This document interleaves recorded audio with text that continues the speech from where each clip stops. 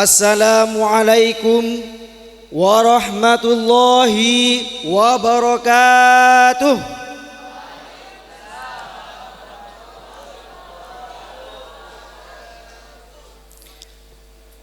Alhamdulillahilladzi ja'ala isra'ahu minal masjidil harami ilal masjidil aqsa fil lailatil kubra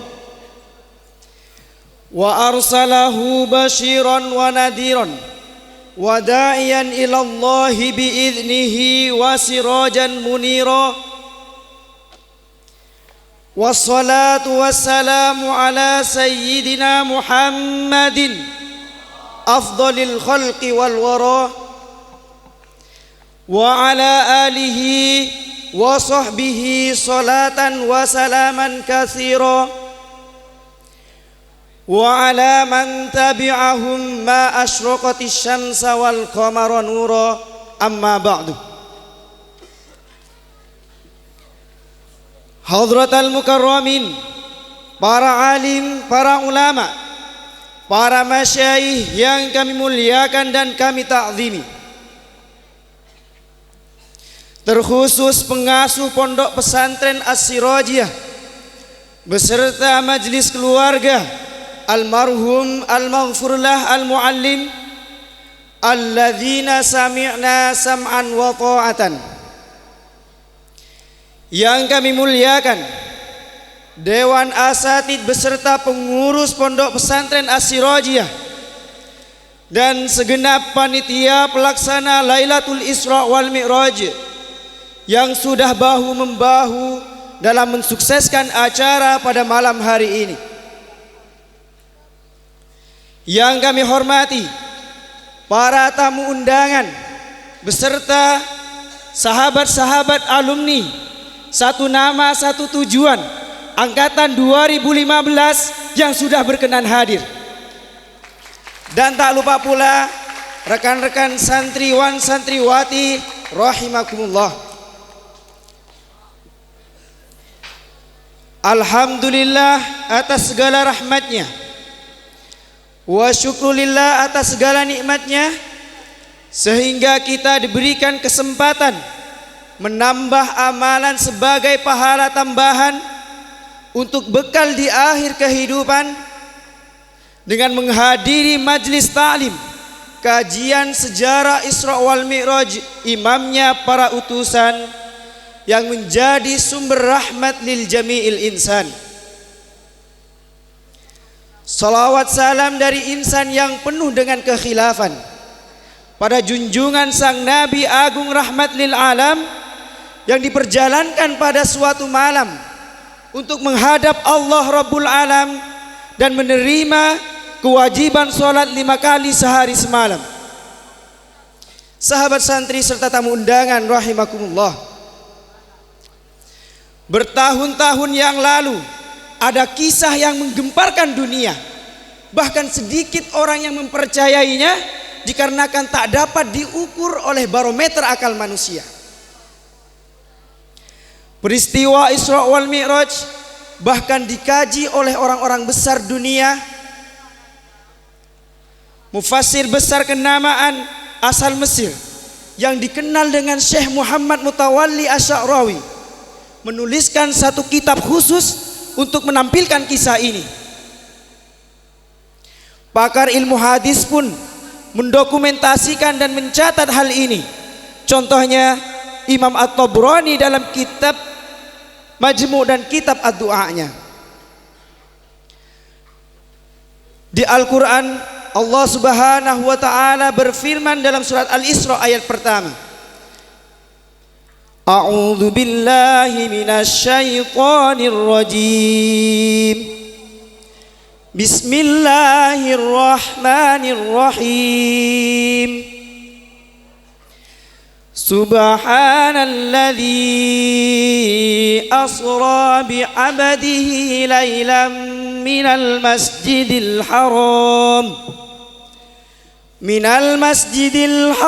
ilal masjidil aqsa alladzi barakna hawlahu linuriyahu min ayatina Innahu huwas sami'ul basir, yang artinya Allahu a'lam. Maha suci Allah yang telah memperjalankan hambanya pada suatu malam dari Masjidil Haram ke Masjidil Aqsa, yang telah kami berkahi sekelilingnya agar kami perlihatkan kepadanya sebagian dari tanda-tanda kebesaran kami.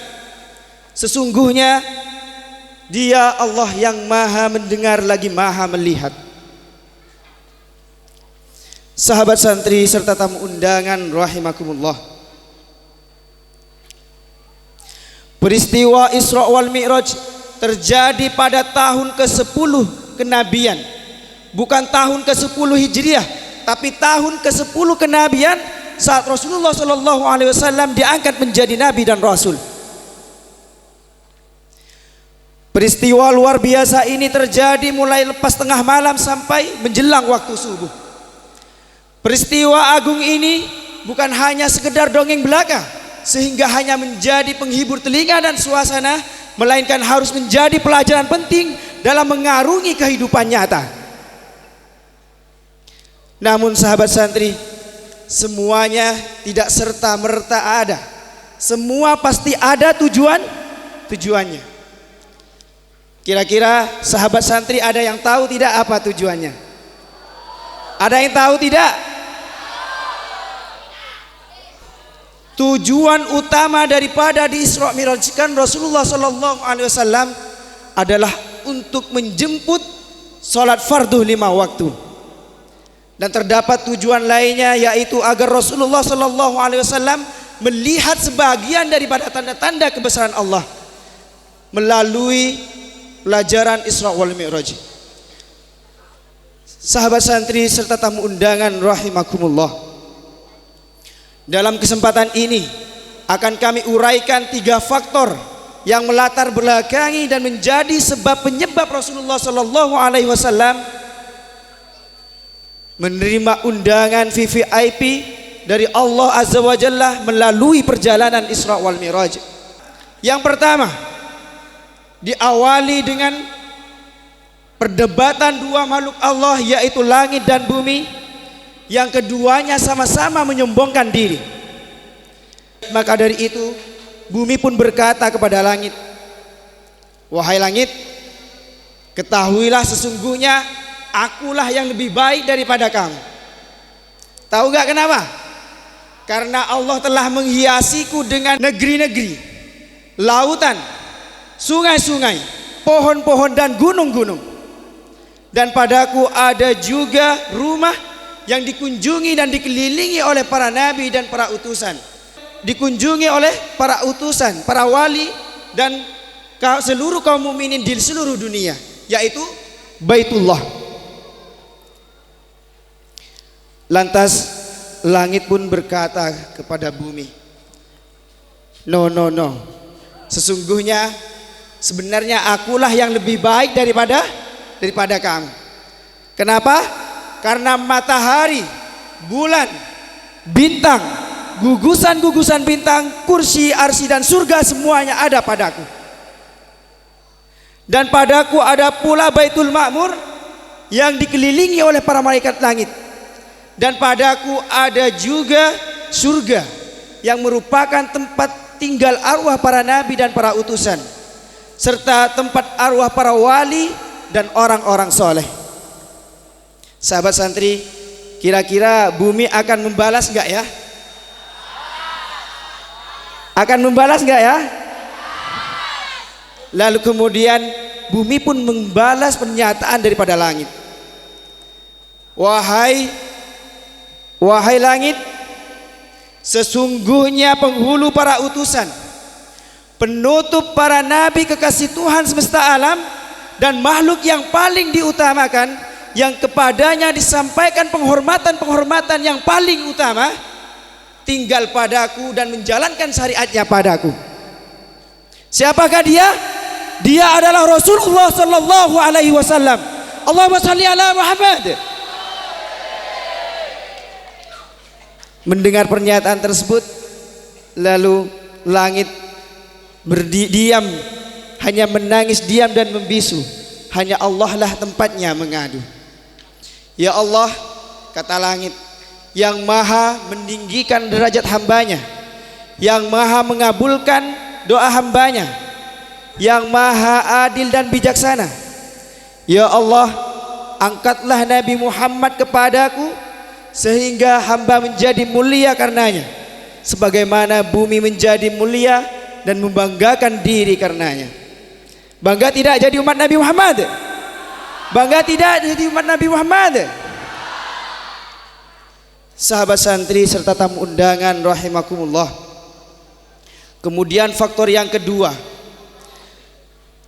sebelum terjadinya Isra wal Mi'raj, Nabi besar Muhammad sallallahu alaihi wasallam menghadapi berbagai duka dengan meninggal istri tercintanya dan paman setianya Abu Thalib, yang kemudian para ulama menyebut tahun tersebut dengan Amul Hazan, yaitu tahun duka cita. Wafat paman dan istri tercintanya yang menjadi tameng terdekat Rasulullah. Bagaimana ketika Rasulullah sallallahu alaihi wasallam menghadapi berbagai tantangan di masyarakat Mekah pada saat itu, maka pamannya Abu Thalib adalah orang pertama yang maju membela Nabi, yang datang untuk memberikan penjelasan-penjelasan yang melindungi keadaan Nabi, baik dakwahnya ataupun keadaan fisik Nabi yang dimungkinkan tersakiti pada masa itu. Bila pun ada kesulitan di luar ketika menyampaikan risalah, maka pulang ke rumah, di rumah Rasulullah sallallahu alaihi wasallam mendapatkan pencerahan, mendapatkan perlindungan dari istri tercintanya Sayyidah Khadijah. Oleh karenanya Allah Subhanahu wa taala menghibur beliau dengan memperjalankan beliau yang dalam hal ini adalah Al-Isra wal Mi'raj. Kemudian sahabat santri, apa yang menjadi hikmah atas wafatnya Abu Thalib dan Sayyidah Khadijah? Syekh Muhammad Sa'id Ramadan Al-Buti dalam kitabnya Fiqh Syirah An-Nabawiyah menjelaskan bahwa kebijaksanaan Allah Subhanahu wa taala dalam memutuskan bahwa Rasulullah sallallahu alaihi wasallam harus kehilangan dua orang yang sangat dicintainya, dua orang yang memiliki peran yang sangat penting dalam perjuangan Rasulullah. Semua itu untuk menunjukkan bahwa pemeliharaan, pemenangan dan pemeliharaan dan perlindungan hanya datang dari Allah Subhanahu wa taala yang telah berjanji akan melindungi Rasulullah, akan melindungi Rasulnya dari kaum munafik dan musuh-musuhnya. Maka ada ataupun tidak ada orang yang melindungi Rasulullah, Allah akan tetap menjaga beliau dan memenangkan perjuangannya. Kemudian faktor yang ketiga, ketika intimidasi dan aniaya yang dilancarkan oleh kaum kafir Quraisy semakin berat, Rasulullah sallallahu alaihi wasallam memutuskan untuk pergi ke Taif sejauh 100 km dari kota Mekah dengan berjalan kaki bersama anak angkatnya Zaid bin Harisah untuk meminta perlindungan, untuk meminta pembelaan, seraya berharap mereka mau menerima risalah yang dibawa oleh Rasulullah sallallahu alaihi wasallam. Namun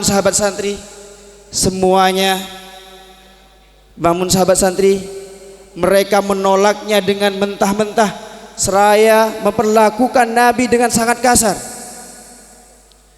seraya melontarkan kecaman dan penghinaan yang tidak pernah beliau bayangkan sebelumnya. Bahkan sahabat santri, mereka melempari Nabi sehingga kedua kaki Rasulullah sallallahu alaihi wasallam berdarah. Sementara itu Zaid bin Harisah yang menjadi tameng sampai kepala bagian belakangnya pun terluka.